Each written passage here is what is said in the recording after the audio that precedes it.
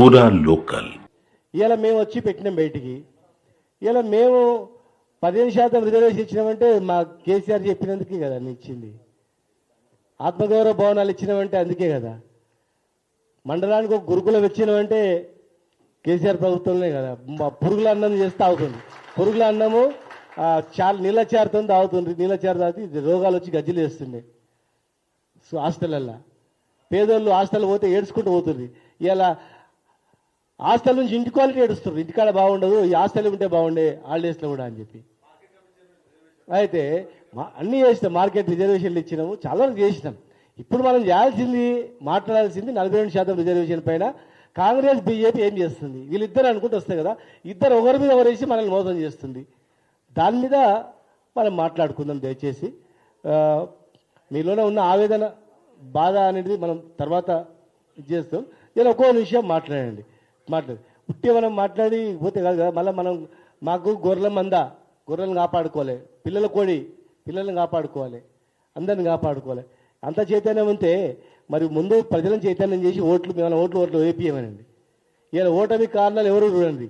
ముందు వాళ్ళని పోయి తనండి, ముందు వాళ్ళని పోయి గలబెట్టి అడగండి. ఎందుకురా ఈ జాతికి ఇంత చేసినావు కదా, మరి ఏం చేసినావురా, ఎందుకు ద్రోహం చేసినావు అని అడగండి. ప్లస్ ఒకటి ఏర్పాటు చేయండి, ద్రోహులను చేసిన వాళ్ళ మీద ఏమైనా మాట్లాడడానికి చేయడానికి. మనం ఈరోజు ఎంతో అంత చేసినాం. కేసీఆర్ గారి నాయకత్వం మాకు ఫ్రీ ఇచ్చినందుకే ఆత్మగౌరవ భవనాలు ఇచ్చినాం, వైన్ షాపులు ఇచ్చినాం, గొర్రెలు ఇచ్చినాం, బర్రెలు ఇచ్చినాం, చేప పిల్లలు ఇచ్చినాం. ప్రతి కులానికి ఎంతో చేసినాం. ఈరోజు ఆర్థికంగా బలపడ్డాం. చదువుడానికి ఎంతోమంది విదేశాలకు పంపినాం. ఇలా మనకు మోసం చేసినటువంటి ఈ రెండు పార్టీలని ఏం చేద్దామని దాని మీద ఆలోచన చేయండి. మీరు చెప్పండి, నేను త్యాగాలు సిద్ధమైంది. నేను నిరాశ చేయమంటావా? చేస్తా, సత్యంత వరకు చేస్తా, నిరాశ చేస్తా, ముట్టుకోకుండా చేస్తా.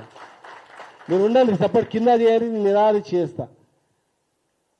బలవంతంగా అరెస్ట్ చేస్తే పోలీసుల్లో పెట్టినా కూడా ఇది రిజర్వేషన్ వచ్చేంత వరకు నేను కొట్లాడతా, ప్రాణం ఉన్నంత వరకు కొట్లాడతా. చేద్దాం.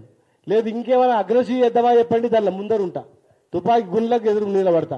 ఇంకేం చేద్దామా చేయండి. కానీ ఉట్టిగా మనం ఈ కార్యాచరణ మీద వదిలిపెట్టేసి ఏదో కాంది అనుకుంటే కాదు. ముందు ప్రజలను చైతన్యం చేయ మీద దృష్టి పెట్టండి. ప్లస్ ద్రోహం చేసి సంఘాల మీద దృష్టి పెట్టండి. ఏం చేయాలనేది మనోడు మనకు ద్రోహం చేస్తుంటే మనం ఏం చేస్తున్నాం.